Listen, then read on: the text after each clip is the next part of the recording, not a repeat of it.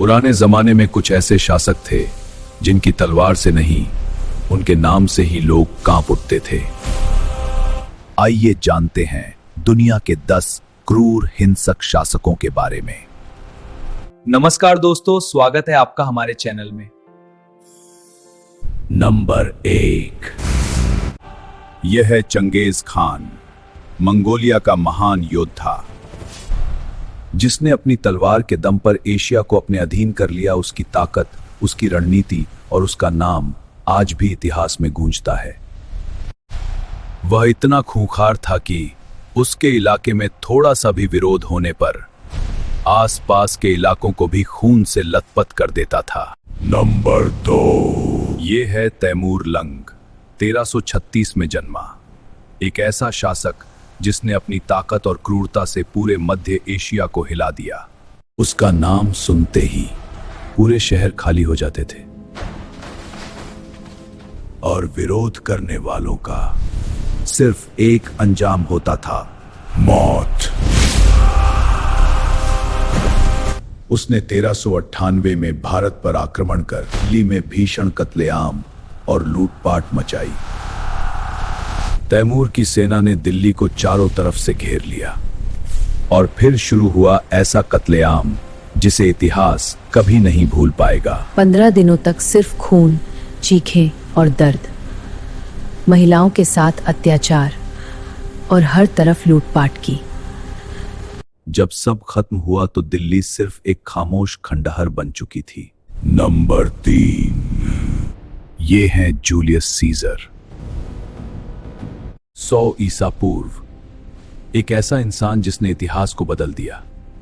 वह सिर्फ एक सेनापति नहीं बल्कि एक चालाक राजनीतिज्ञ भी था। इसने खुद को भगवान घोषित कर दिया। जिसने भी इसे मानने से इनकार किया उसे मौत के घाट उतार दिया। लेकिन जब यह दिमागी रूप से बीमार हुआ उसकी क्रूरता की हद पार हो गई। कई बार वह अपराधियों की जीभ काटकर उन्हें शेर के पिंजरे में छोड़ देता था ताकि अपराधी चीख न सके। इस पर हॉलीवुड की एक फिल्म भी बनी, जूलियस सीजर, जो इसकी क्रूरता की वजह से कई देशों में अब भी बैन है।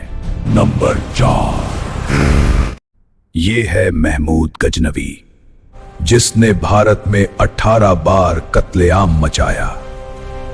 महमूद गजनवी वास्तव में एक निर्दयी लुटेरा था। इसके रास्ते में आने वाला हर इंसान मौत के घाट उतार दिया जाता था। यह हमेशा अमीर और धनी जगहों पर हमला करता था। इतिहास के पन्नों में दर्ज है एक ऐसा हमला, सबसे प्रसिद्ध और विनाशकारी हमला 1025 ईस्वी में सोमनाथ मंदिर पर हुआ। उसका मुख्य उद्देश्य भारत के मंदिरों और नगरों को लूटकर अपार धन ले जाना था। इतिहास के पन्नों में यह हमला आज भी एक काली कहानी बनकर दर्ज है। नंबर 5, ये है अतिला हून, जिसका नाम सुनते ही शहर खाली हो जाते थे।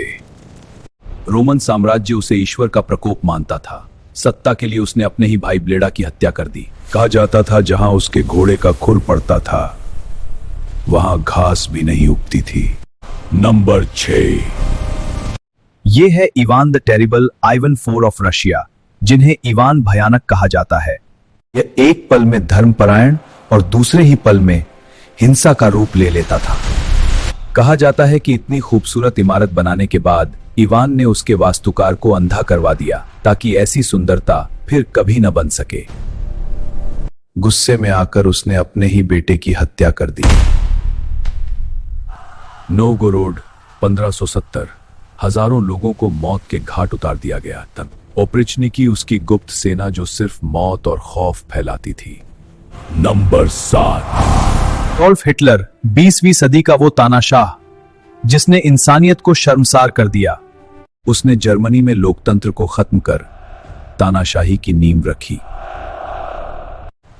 इसने लगभग 60 लाख यहूदी और 50 लाख अन्य लोग, जिन्हें उसने जीने के लायक नहीं समझा, लगभग 60 लाख यहूदियों और 50 लाख अन्य लोगों को बेरहमी से मार दिया गया और उसके फैसलों ने द्वितीय विश्व युद्ध की आग भड़का दी। इस युद्ध में करोड़ों लोगों ने अपनी जान गंवाई एक तानाशाह की वजह से। इसने 30 अप्रैल 1945 में हिटलर ने आत्महत्या कर ली। नंबर 8। यह है मैक्सिमिलियन रोबेस्पियर, फ्रांस की क्रांति का सबसे खौफनाक चेहरा। फ्रांसीसी क्रांति के दौरान उसने न्याय के नाम पर खून की नदी बहा दी, जिसे लोग आज रेन ऑफ टेरर के नाम से जानते हैं। हजारों लोगों को देशद्रोही बताकर मौत के घाट उतार दिया गया।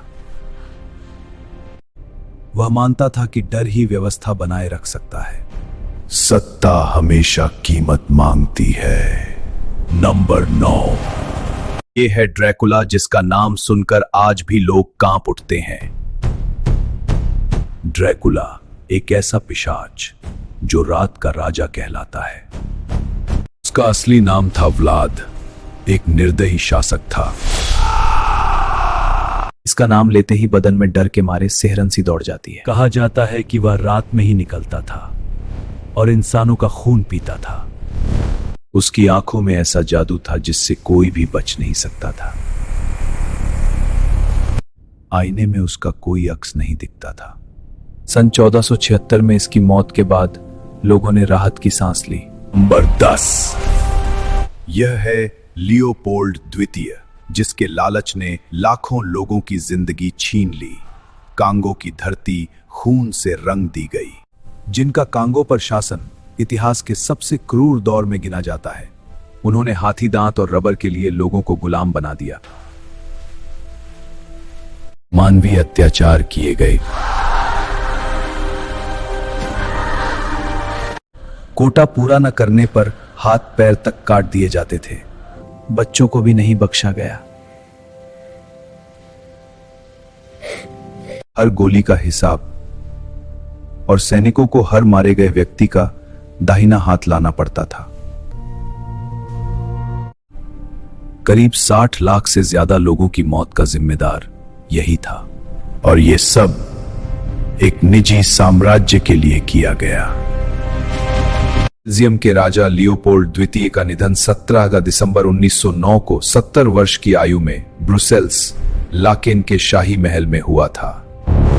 इतिहास की ऐसी ही सच्चाई जानने के लिए हमारे चैनल डेनिम पॉइंट को अभी सब्सक्राइब करें और बेल आइकन जरूर दबाएं।